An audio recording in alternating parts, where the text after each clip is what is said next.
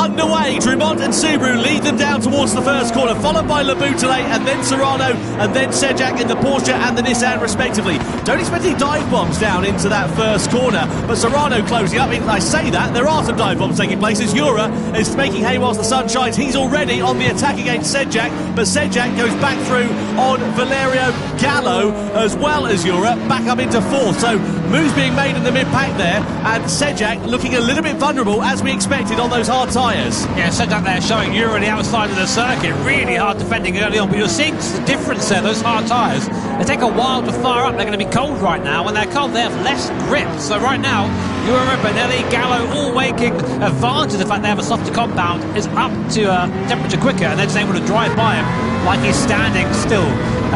You could argue maybe that's not a bad thing because they're not going to squabble so much, but if you're Sejak, we've gone from 4th to 7th in about 3 corners. Yeah, losing track position means, of course, you're going to have to gain that a little bit later on. You can see fairly robust driving from Sejak coming through the Michael Schumacher S there as well. He's just got Alifa in the Lamborghini right behind him, who's on the medium compound of tyres. Then you've got 3 other hard shod runners. Meanwhile, sharp end of this race, nothing really to report from Drumont and Laboutelet. They've cleared off about a second or so ahead of Jose Serrano, as one would begin to expect. First corner incident here is under investigation, as we can see on our screen as well. We'd love to get a replay of that and see exactly what happened. We did see some dive bombs to the inside there for Pol Jura, but was there a bit more that meets the eye that we perhaps didn't quite manage to make a break of? Either way, we go on to the Nordschleife layout for the first time, and it's Drumont in front from Laboutelet, and now is where those soft tyres on these medium speed corners are going to be really having their advantage. Yeah, and you wouldn't know the GP circuit is in any way related to this track. When you get onto it, it's completely different. You go from long run-offs to barriers being far away, gravel traps, to basically if you make a mistake, you are in that barrier. And lots of curbs here, you have to memorise which ones you can and which ones you can't touch. It's a unique challenge just to get around here on your own, let alone when you're sharing the circuit with 11 other maniacs. So a lot of fun there. But speaking of maniacs, it's Valerio Gallo in the NSX. Very, very fast driver and trying to close the gap between himself and Jose Serrano. So Serrano is the leader of the medium runners. This is something you have to keep an eye on right now. As we go to the front of the field, Drumont having to try and defend from Thomas Laboutelet. He's going to look maybe around the outside here. Not really a spot to get that done. But again, we're seeing the Achilles heel of that Subaru. They've ended up able to just drive up to the back of it, but decides better of it as Thomas Laboutelet. He's going to stay in second place for now. Drumont a little bit deep though going into that right-hander. I wonder if that might have compromised him a little bit, but he's certainly feeling the pressure here of his compatriot.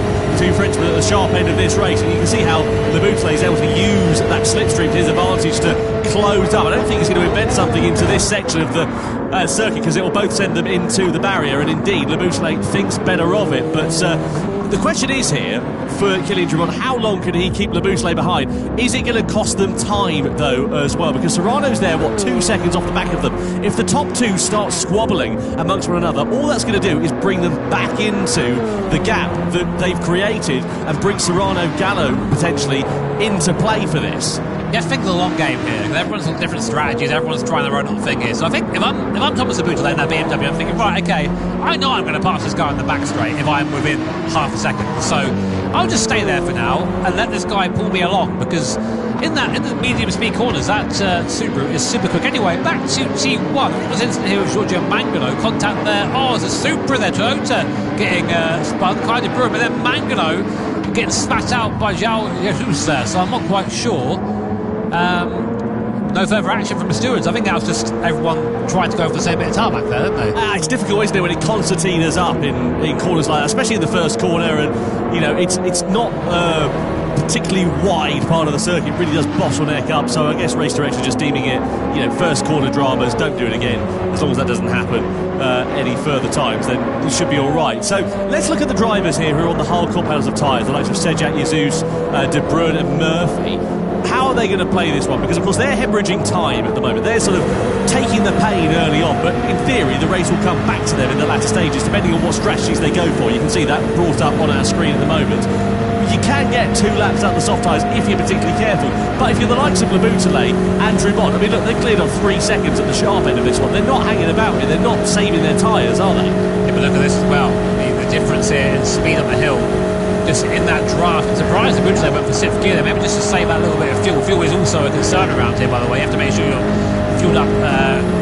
right amount to get to the end. Sounds simple, but it's hard to do in practice when you're there driving these things around the ring. But yeah, as you say, Tom, like, it's just trying to make sure you don't fall too far back at this point. And it just, I get the impression that the Bouteille is just kind of biding his time.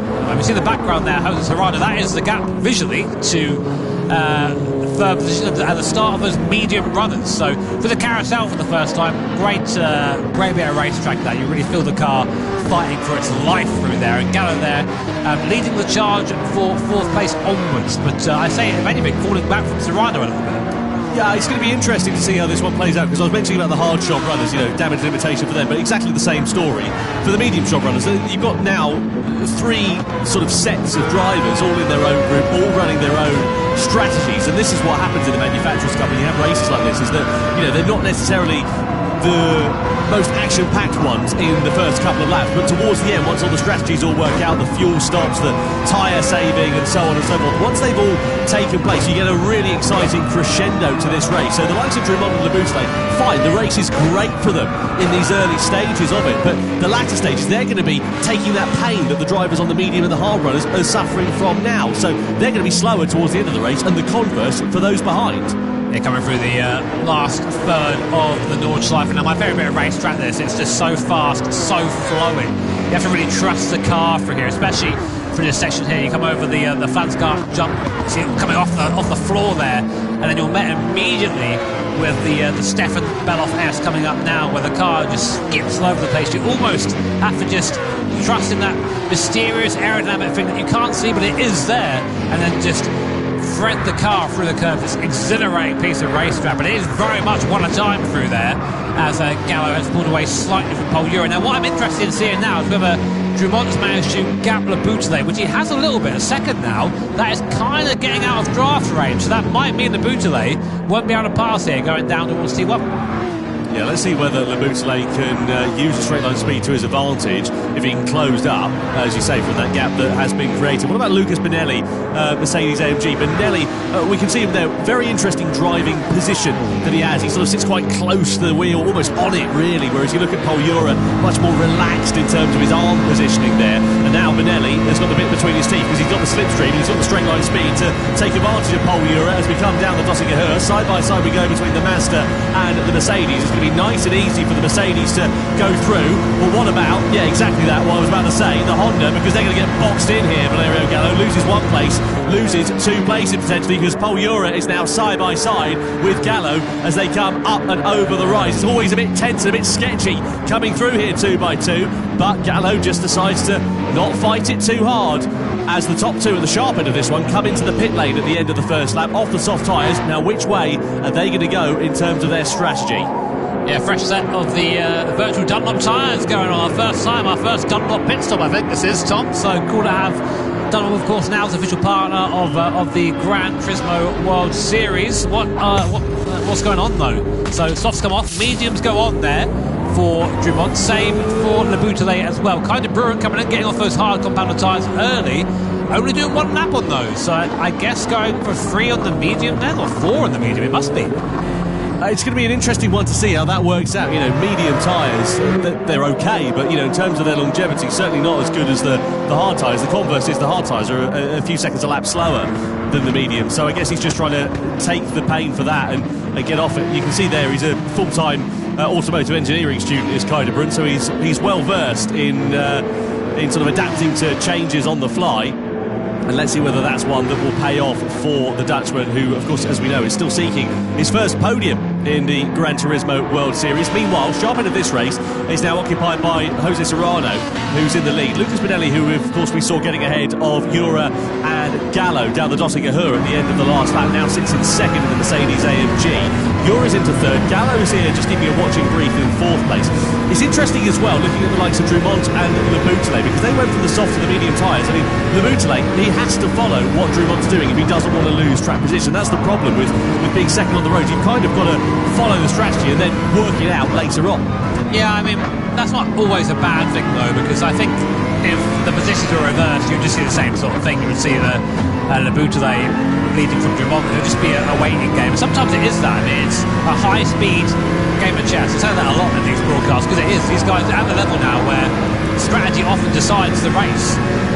The actual driving performance is so close, so we'll keep an eye on those, keep you informed. Benelli's struggling there for the first part of the Hudson Back complex, just trying to get the car turned in. Of course, that AMG front engine, so prone to sometimes a little bit of understeer. Looks like it's really struggling with the front end through there, but able to keep the pace for now. Meanwhile, looking down the field, Sejak on the hard compound tyre is ahead of Giorgio Mangano, who started on the medium. So Sejak having a very good race at the moment, despite starting on that slower tyre. Yeah, we know that Mangano, of course, was caught in some bother, don't we, down at that first corner, which kind of started the Lexus drivers' race off on the back foot. They've, bear in mind, they're reigning champions. Lexus have had a dog's day so far of 2025. It's not been brilliant. Pointless in London and now down in 7th place for this. They'll be really hoping for fortune to favour them in the second half of this race, and also in the second half of the Gran Turismo World Series for 2025 as well. Benelli a little bit wide there, just going through that right-hander. Might allow Jura and Gallo to close up just a touch. It's, again, very much one at a time through this part of the lap, but you wonder whether Benelli's just starting to push a little bit harder, maybe just making a couple of mistakes and allowing a bit of a sniff of an opportunity here for Jura and Gallo possibly to see where Benelli is a little bit weaker, maybe on the exits of the corners or the entries to the corners, wherever it may be, and use that to their advantage to try and create an overtaking opportunity. Yeah, I get the impression Benelli actually is maybe holding these guys up a little bit at the moment. We'll see though. He needs to try and bridge that gap, because we know Paul Jura will go for a move, we know Gallo will go for a move if he sees one there, so always one to watch out for. So Serrano it is that leads 2.5 seconds to the sharp end of this race. He's still got the 3 hard shot runners of Sejak, Jesus and Murphy, the 3 newcomers, 3 out of 4 newcomers who are racing in this one. I have to say, Nafir Al-Falia, the Saudi Arabian driver making his debut in this event, is doing a great job of things in the Lamborghini, currently sitting in P5. Meanwhile, this is Mangano returning the favour on Sejak, just coming through that left-hander. Yeah, I think I saw the indicator on there from Sejak, just basically saying, yeah, go on mate, off you go, don't worry about it, pull me along. And yeah, there they are. Jesus there as well, of course, right behind Sejak. And man, that's that 458. I haven't heard of V8 Ferrari like that for a while. Sounds great, that thing, doesn't it? Yeah, well, you would say that, that you've just gone and bought one. And it's not a 458, but a Ferrari V8. Alright.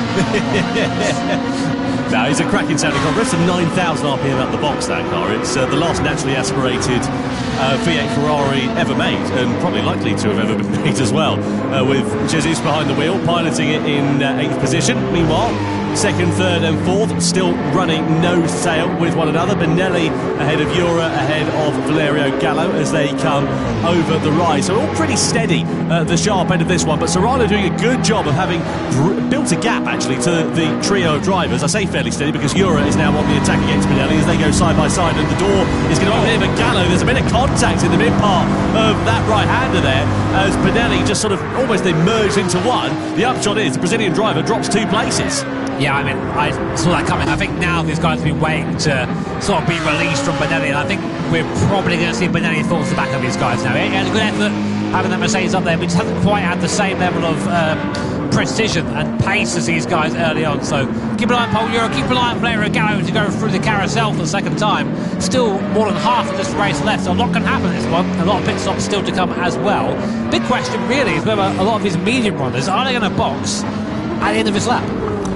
Yeah, it's interesting looking at the safety times. They all look pretty good out there. I mean, they're not going to be as quick. Oh, as Drumont is a little bit deep there with Laboutelet all over his rear wing, and I just wonder whether Drumont's mistake is just going to give the opportunity for Laboutelet to try and attack it. Is he going to use that to his advantage? Where are they on the road to Murphy? About 1.3 seconds away from the Irish driver, so that could come into play here as well, because Murphy's on a slower compound of tyre. It could be a bit of a cork in the bottle. It might favour Laboutelet, it might favour Drumont, depending on how it works out, really. Let's have a look at what happened, meanwhile, with Benelli. So you've got Jura here on the outside. We're in a flat-out part of this circuit, and then Gallo is going to get a bit of a biff. Does a very good job to keep it on the straight and narrow. The upshot is, though, as we said, Benelli losing 2 places. It was fine. I think it was fine. It's just hard racing, you know.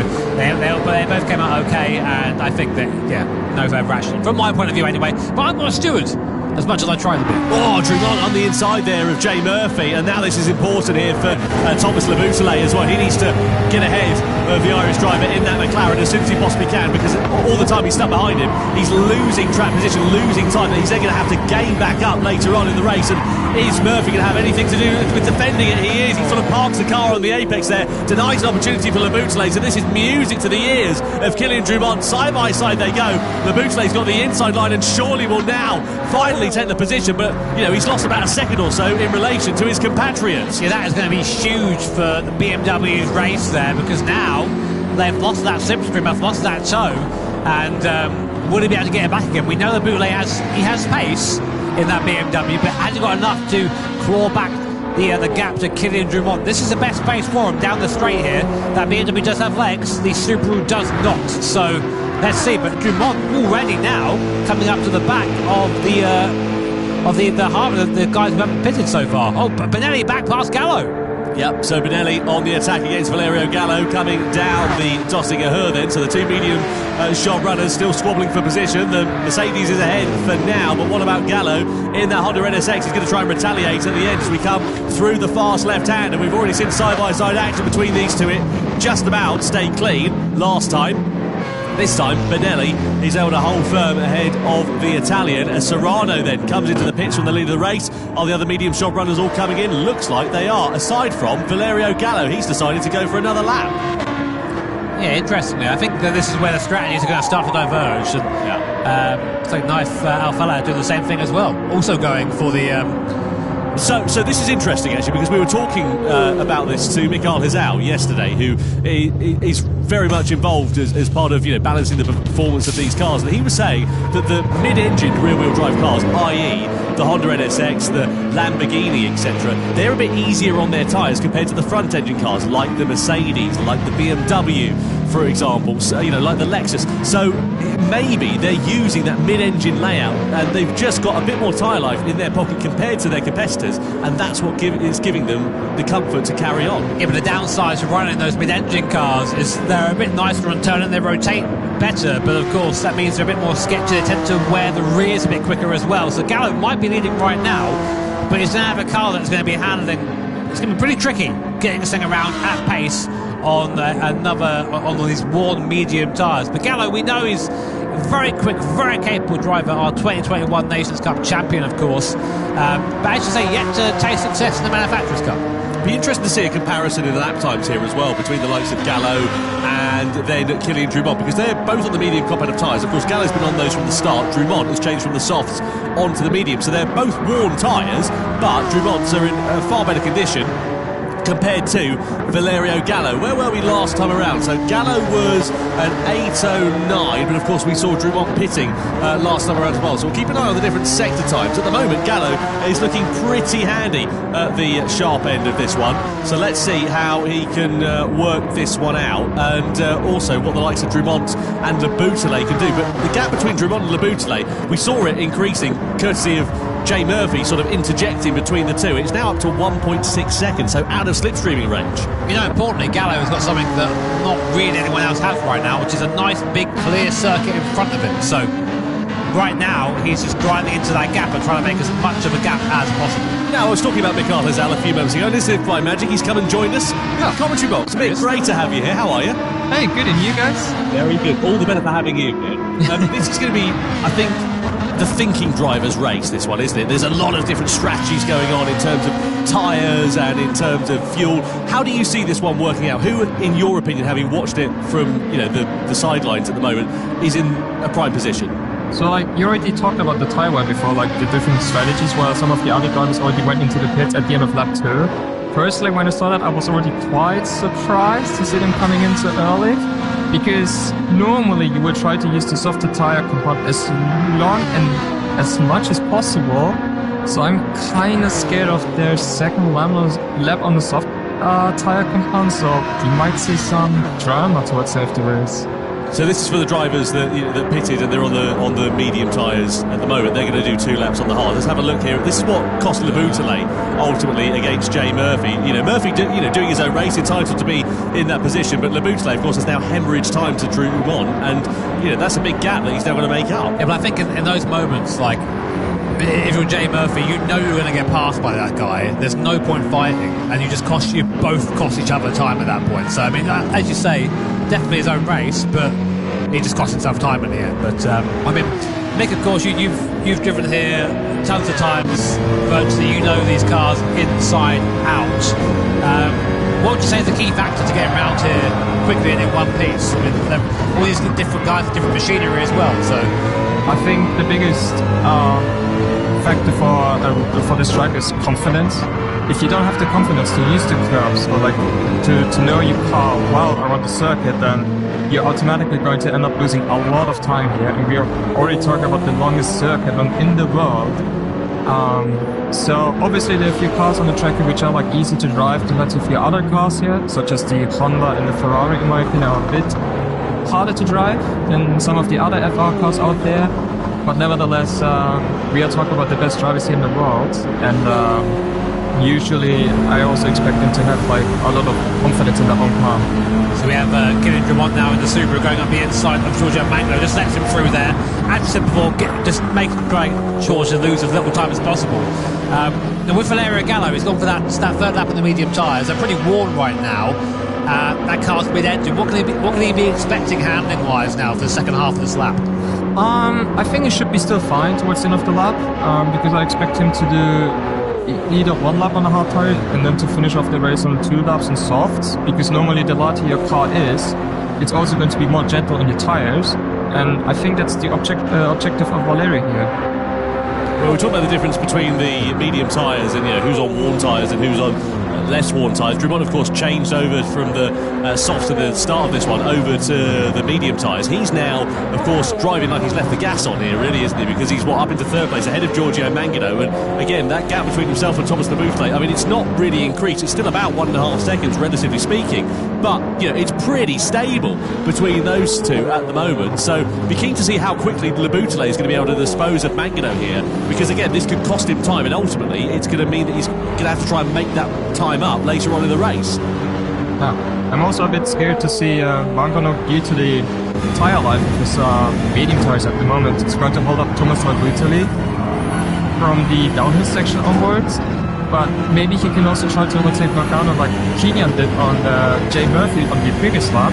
If he's able to do that, then it's still anything open for the fight for the victory. Well, catching the wrong driver at the wrong time on this circuit, Jimmy, as you well know, is a difficult thing to have to contend with.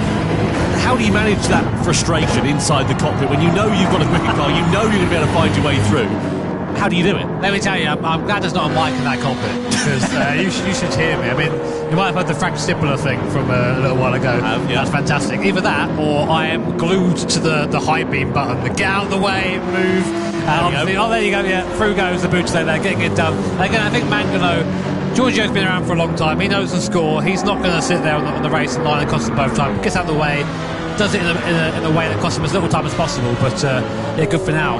Interestingly, Gallo's gap at the front has gone up now to 7 seconds. It was 4.9 at the start of the lap, and of course he hasn't pitted yet as well. So Drummond and Gallo, the ones to watch right now, I think, as well as Labouflet also has taken his pit stop. So, how's this one going to play out? Because, of course, Drummond and Labouflet, they're going to be on the hard tyres for the closing stages of this race, whereas the likes of Valerio Gallo, one of these, they started on the medium, he's on the medium, so he's going to run the softs and the hards. The drivers that have run the hards at the moment, you've got Serrano, Ura and Benelli, so they're sort of taking the pain now in this middle stint of the race, hoping that, of course, when they get into the latter stage of it, that they're going to be able to just, drive through and wait for the seas to part, essentially. That's true, but I think because of them using the medium tyres for 2 laps only, I see they want to use the soft tyre compound for 2 laps as well. I'm just a little bit scared to see that the end of the second lap is going to be so, I don't want to say bad, but really, really slow for them, so that they can even see the finish lap here. So.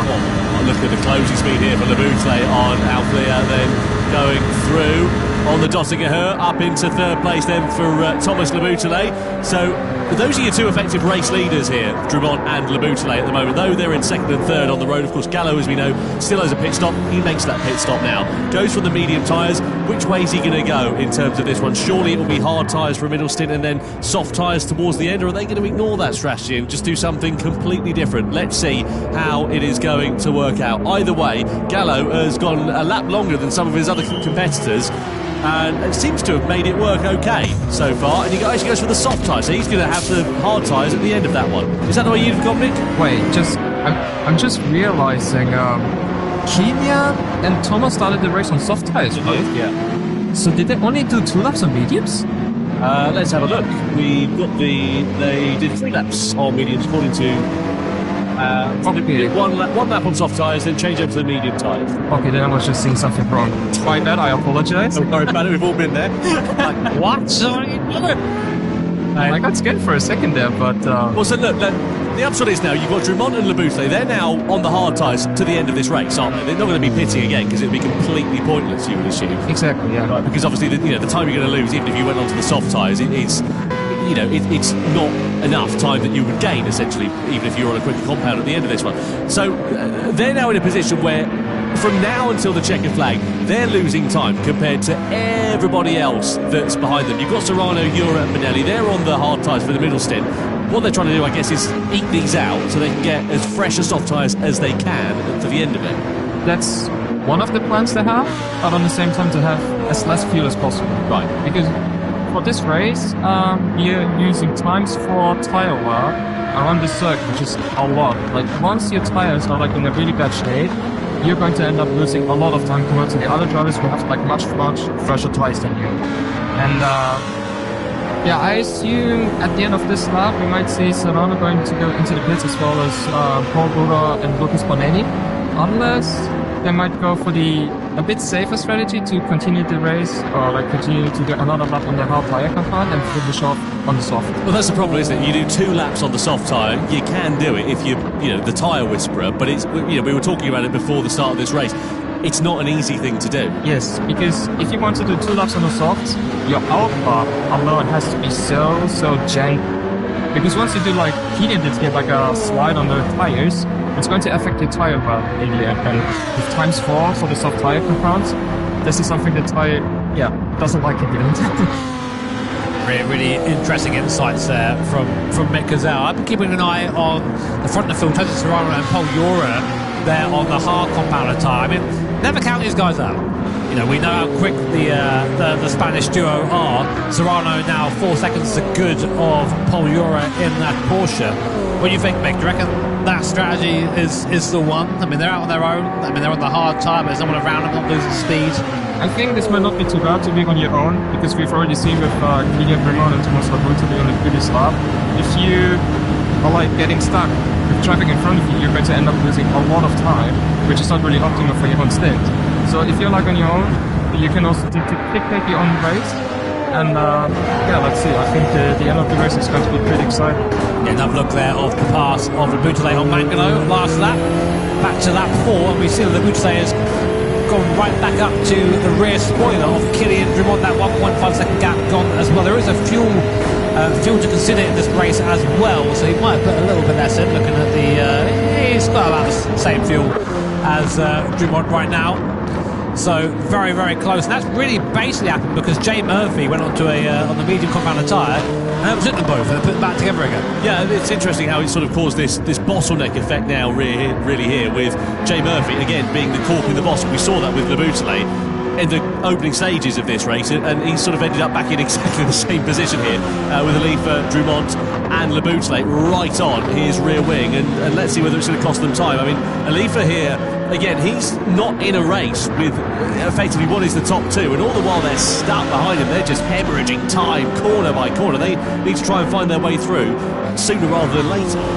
But even if you want to let the other drivers behind you through because they're like in their own race and a different strategy, doing it at this circuit is so difficult to do, which some of the other drivers, well, drivers are also underestimating in the end. Oh, look at that! Drumont getting aggressive, and Lever into the wall! Side by side they go, that's going to cost Drumont. It might even open the door here for Laboutelet to find his way through. Amazingly, they all managed to exit the corner in exactly the same positions and indeed the same direction as they entered, but that was pretty aggressive and robust, and a little bit scrappy from Kylian Drumont there. Just as Mick was saying it there, he had to make the move. You have to just go for it sometimes, but it requires the other driver to let it happen. And right now there, Nathan Lever did not allow that, but now putting indicator on after the damage is bad, I think. It's alright, I'm sorry, I'll get out of the way. And for good measure, hip check on the way by. These guys are not hanging around, but more importantly, all that time they spent there behind the Lamborghini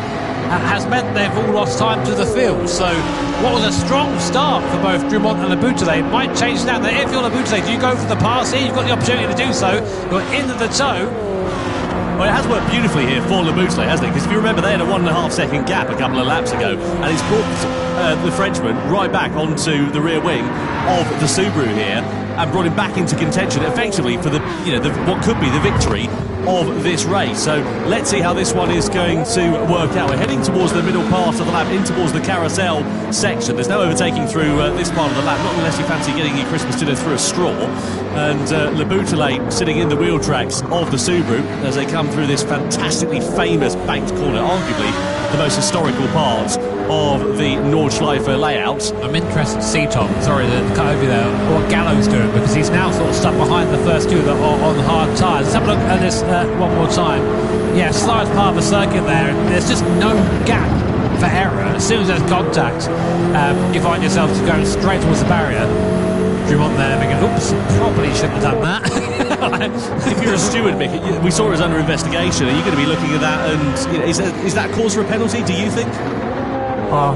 Personally, I'm not a person who wants to decide like those kind of incidents here. But if I want to make those kind of moves, I would be a bit smarter in the end. Because for sure, you don't want to end up losing a lot of time due to the driver in front of you having worse tires than you. And you also have like your opponent literally being behind you. Exactly as Jimmy said, by the way. Look at this. He's all over the back of Paul Ura like a bad rash here, trying to get his way past. Of course, Gallo on the soft compound tyre, Ura on the hard tyres. Fuel to consider here as well for the front runners. Look how much less fuel Serrano has got compared to Ura. He's got, 13 litres fewer. This is a nightmare for Gallo. He spent the entirety of the last half of the lap here stuck behind a car on hard tyres. He's just basically wasting that soft tyre life. I mean, maybe good for his plan, Nick. Maybe he's going to try and do soft tyre for 2 laps. He can just sort of let the tyre rest a little bit. But I think it's not worth the time, surely.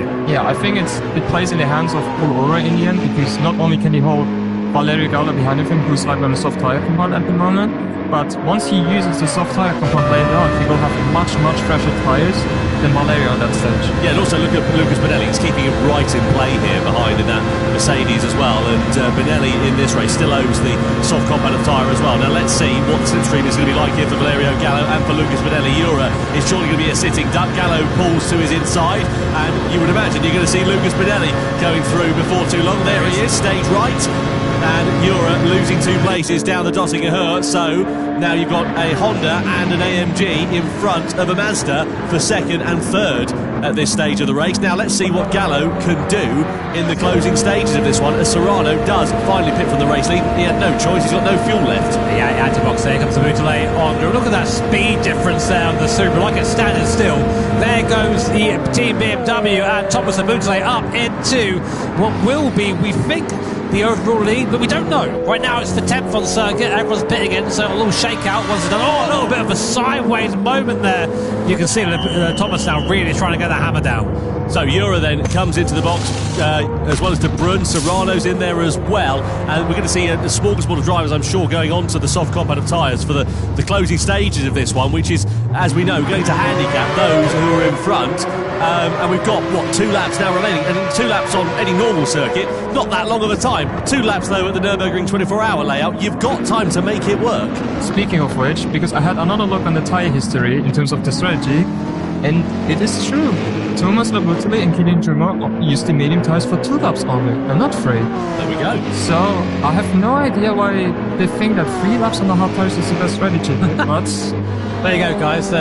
we will see that in the end. Because I would like to see myself getting wrong here. The person behind balancing the cars does not know what's happening. he's got no idea. But I did notice, though, the tyre wear of Valerio Gallo. Those rear tyres looking very sorry for themselves already, and he's not even onto the Nordschleife yet. So if Valerio keeps together, it's going to be an amazing effort. But I do think that I think being stuck behind the slower cars, pushing a bit too hard in that first lap might have cost him. We'll see, though. We stay with Labutele and Drummond. These guys have been glued together all race. Good news, though, for Labutele is he's got a 12-second gap in front of him, so he can just drive now into that gap. But, of course, one eye in the mirror from this man at Subaru. I mean, Mick, you know the Subaru pretty well. How do you describe the characteristics of that car? It's like through the high-speed corners, it feels amazing because it has so much downforce, and it's the fastest car, like Group 3 car-wise, through the high-speed corners. But like here, you can see the way how Kylian uses the gear for the exit of the corners. Like you have this car, like if you want to drive the gears quite well, you have to use like way higher gear in order to use the turbo boost already before exiting out of the corner. So because of that, it's really, really tricky to extract the most performance out of the gear set. But if somebody can do it, it's Kylian. So what we now need to look at in this race, you've got Labutele in 5th, Drummond in 6th position, but the gap between Serrano, Jura, etc., all behind. So the gap is what, 6.8 seconds. Keep an eye on that over the remaining 2 laps now of this race, because that is the effective battle for the race lead. From 1st to 4th, they've still got they owe another pit stop, and once they come into the pits, the lost time means that they're going to drop back into the mid-pack. Where that is remains to be seen, but for the overall victory of this race, you've got 2 hard shot runners of Labutele and Drummond, and then you've got a plethora of soft runners all behind who are going to be, I'm sure, nipping at their heels. No, interesting. One of those drivers, one of our new drivers, Sejak, right now in 3rd place. He's got the soft tyre left at the end of this, so he's going to bolt on the soft tyre on this last lap, and he's not too far off the lead. He'll be catching Benelli as this lap goes on that medium compounder tyre. I think he'll start catching Gallo as well, but he's going to start falling off big time, I think, towards the end of the lap. So don't count out Team Nissan. They're looking strong. He's got a lot of fuel in there as well, so keep an eye on Sejak. Yeah, former Manufacturers' Cup champions, Team Nissan. Just to remind you as well, they won it. Oh, was it last year before? I can't remember now. It was a little while ago. It was a couple of years ago, wasn't it? Oh, look at this, Drummond and Labutele, and Drummond is back through all the while we're wistfully talking about Nissan winning the Manufacturers' Cup. Drummond has sent one through on Labutele for 5th position then. And the thing they need to be careful of here is if they start getting involved in a battle, they start squabbling amongst one another, it's going to cost them time, it's going to close that gap down. I mean, already, we're what, a third of a way through this lap? It's come down by nearly a second. I mean, we talk about guys squabbling together. This doesn't happen with these guys, Serrano and Jura. I always see these guys on circuit and they always drive to the maximum, even if one is thinking, oh, maybe I'm a bit quicker, he won't go for a move, he'll just stay there and then maybe pass in a place that makes sense. So working together are the 2 Spanish drivers, Serrano and Jura. 7th they've currently now. A reminder, top 6 get points. Of course, you want to be as high up as possible, but sometimes grabbing a point is nice. And if you're Team Lexus, down in 11th place, not even off the board yet, this is not looking good for you in your championship retention. Yeah, Lexus not having a particularly good run, I think, so far in the 2025 Gran Turismo World Series, and Giorgio Mangano just sort of compounding that, really. His race was sort of over by the first corner when he got caught up in all of that drama. Just a point, actually, as well, with Serrano and Jura. If you remember back to the Nations Cup in London last time when we were out, they had very respectful and clean racing right up until the last lap. But as you say, they were pushing one another very, very hard, but just not really sort of ducking and diving and going for those dive bomb moves and working together quite nicely right up until the moment when they couldn't work together anymore. I mean, Mick, you've raced them, a lot of these guys, of course. You race them at home, of course, at these events, as well as Paul Jura, I think, there finally gets past Serrano. So Jura now moving up into the lead of the Spanish duo. You race a lot of these guys at home. I mean, when you're in this situation, you've got a lap and a bit to go. Do you sort of think, oh, I know this guy's going to give me room, I know he's going to race it? Or do you think, okay, it's out the window now, it's every man for themselves? usually at this stage of the race, everybody thinks of their own race in you because it's like you only have like one more lap to go. So why should I even work with you in the end? Unless there's somebody else in front of you who you both might catch up in the end. So that's why you both might try to work together. And I think this is also the case for Paul Jura and Jose Serrano. Because we might see another position change at the end of the Döttinger Hill between those two, so that they can also try to minimize the gap to Kilian and to Thomas as much as they can. Gap down to 4.5 seconds now between Le Boutelet and Drumont, as well as Jura. So, you know, that gap, as we said, it's shrunk by 1.5 seconds over the course of this one. Gallo's Dunlop tyres, though, are going to be crying out for mercy at the end of this lap. He's got to come in for the hard tyres at the end of this one, which is going to put him a bit further down the order than he would like to be. He's got Lucas Bonelli, who, as we can see, is on the hard combat of tyres, and those two tyres are nowhere near one another in terms of the performance. About 9 seconds it is between the pace difference over the course of this lap. So that just goes to show you how worn out those soft tyres now are and how much performance it's costing the Italian. But this is typical Valerio, though. He's maximising everything. Usually goes over the line, but he will have a go. Like, he will never just go, oh, I'll play it safe. He always goes for maximum performance to Gallo. But right now, as you say, he's been really struggling with the rear of that car, just getting that power down, letting the car, you can see it's just moving out the corners. Luckily, then you've got a couple of corners left and a huge straight, so that'll keep it there. But yeah, it's wide there. But Nelly's through, he just can't hold on anymore. Those soft tyres have just fallen off. But do you reckon he got the best out of that? Do you reckon that was a good gamble for him, Mick? Not really, because at first he also got pulled up by Paul Jura, I believe it was, where he also lost a lot of time there. And now, due to the end of the second lap, where the soft tires are not even there anymore, basically, you were able to see how close Lucas Bonelli was like behind Valerio throughout the entire lap. I really think, I'm looking, sorry, but we have access to the fuel numbers here. I'm sorry you guys don't at home, but right now the person with the most fuel in the top 4 is Sejak, by quite some way. He's got 20 litres of fuel in the car right now to 6 and 4 and 7 from Jesus. So, although Gallo is getting by here, there'll be a pit stop for the top 4 now, and I think we're going to see the Nissan driver probably come out in the lead. Yeah, he'll come out in front of that group of drivers. Where will he emerge, though, in relation to everybody else that's behind? Because they've got about 10 seconds or so. Look at this, though. Side by side as Gallo tries to fight it back against Lucas Bonelli.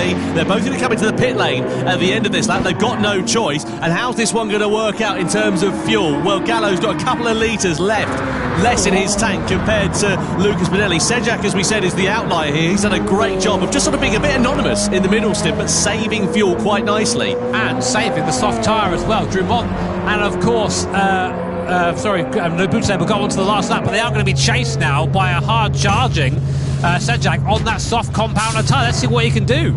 Yeah, one lap of soft tyres is going to be a very welcome sight indeed. So let's see how this one is going to work out. So Drumont now goes through and into the lead. Le Boutelet as well. Valerio Gallo's going to emerge back onto the circuit, but where is Sejak? He's up into, what's that, 6th place, but he's got a brand new set of soft tyres relative to those in front who are a lap old. So he's going to be surely right on their heels and snapping away. Right, so we have Serrano and Jura both out there on that 2-lap, or will be now a 2-lap old soft tyre. They will come off towards the end. Drumont and Le Boutelet out there on what is a 3-lap old hard tyre, so they're going to have tyre life, but it might fall away from them still. But what we saw at the end of that last lap between Bonelli and between Gallo, the soft tyre and the hard tyre, when they were really towards the end of their life, pretty even in terms of performance. So this is pretty much anybody's guess. At the moment, it's advantage here for Serrano and Jura, but how much tyre life have they got left? Are they going to be able to eke it out to the end of this lap? This is where the tension has begun to build. It's begun to bubble up, and surely it's going to boil over before the end of this race. I mean, I thought Sejak was a little bit slower than he was there, but I thought it was a bit closer, but not quite there. But Mick, I mean, all the cards are on the table now. Call a winner. It's that easy. Put it all on red. It's that easy. I still have to be a bit analytical. What is it? Thinking like an expert here, but you have to think that Serrano has to try to pass through Thomas first. Yeah. So automatically, because of that, he's going to end up losing some time, which is going to help Kilian. So Kilian is potentially in a really, really good position because we already saw on the previous lap how much Valerio was struggling towards the end of the lap on the second lap on the soft, and how close Lucas Bonelli was behind of him because of that. So it's going to be really close, but I think Kilian has got this. There you go. Well, Mick, mate, it's been a pleasure. Thanks so much for joining us. You're welcome. Great. Good to get your actual expert analysis up and us just guessing the entire time. The man who knows what he's talking about for once in the controls. Mick Al joins us here. Thank you very much to him. So we are now on the final lap of action here at the Nürburgring 24-hour layout, and it is Kylian Drumont ahead of Thomas Laboutelet. Both those drivers on the hard compound of tyre. 2 seconds the gap between themselves and Jose Serrano, with Pol Ura just a few tenths of a second down the road. I have to say, Jimmy, I think Sedjak's race depends on how quickly he can dispose of Kai de Bruyne in 5th. Yeah, I got to say, I thought it was a bit further along the road than he was there, so I got a little bit too excited for that one, I think. But the two guys at the front are going to be running the slowest, well, for a little bit anyway. You know, we've said about this soft tyre doesn't like going a second lap, but Serrano, Ura and Kai de Bruyne, who's in 5th place right now, 6th place, Sedjak's by. Sedjak's got by Kai de Bruyne, so Nissan now up into 5th position. And next car on the road after the battle for 3rd position. So let's see. We'll keep an eye on that as the sun starts to go down here at the Nürburgring. Yeah, well, 5 seconds a gap. You know, you'd say that, well, that's not enough time to catch up. But this is the final lap. This is the Nordschleife. But 5 seconds, it's not that difficult to sort of close that gap down over a lap as long as this one. Let's see the move then for the Polish driver in the Nissan against the Dutchman in the Toyota. He's going to switch it back to the inside. That is beautifully smooth there. De Bruyne just gives him racing room on the inside, and smooth and sweet as you like for Mikolaj Sedjak as he elevates himself up into 5th place as he chases a podium down for Nissan here. That was lovely move. And you just carry the speed there and just happy as on our own, nothing they can do by the time they see you move done. So Laboutelet falling off the back of Kylian Drumont, of course. At the moment, that will be 6 points for Team Subaru, 5 for Team BMW. Keep their dream alive, but that would be a double win if Kylian Drumont can keep this going for now. Behind them, Serrano and Ura, the Spanish duo, both on the soft compounder tyre, but they're on lap 2 of that soft compounder tyre, which means to about now it's going to be feeling pretty second hand. But then behind them, to keep things even more interesting, is Sedjak in the Nissan there on brand new softs and driving fast right now. Yeah, just looking at the sector times, it's pretty even between the two hard and the two soft runners at the sharp end of this one. 46 6s and 7s. Mikolaj Sedjak on the new soft tyres, 45.8. That's in sector 8 on this lap. That's the most recent one that the drivers have gone through, just to give you an idea. So he's, nearly 6 or 7 tenths of a second quicker. He's decreased the gap down to nearly 3 seconds. He is going to be all over their rear wings to the end of this one. The question is, though, are we going to see Serrano and Ura closing up onto the back of Laboutelet? They're now closing up onto the back of one another and going side by side as Ura goes ahead of the Porsche. Now, has Ura got enough in his pocket to get onto the back of Laboutelet and Drumont for the victory here? So here we go then, up into the last lap here at the Nürburgring. Into the night, lights illuminating the green hell. Kylian Drumont there, spit of flame from the exhaust of the BRZ. It's been a great drive from both of these drivers. Both Subaru and BMW have knocked it out of the park in terms of consistency, but now they're on that slower tyre, the hard tyre. It lasts a long time, but it's not fast. And Ura and Serrano, I think actually, if anything, the charges sort of come to a little bit of a halt. They haven't quite got that same speed they had before earlier in the lap.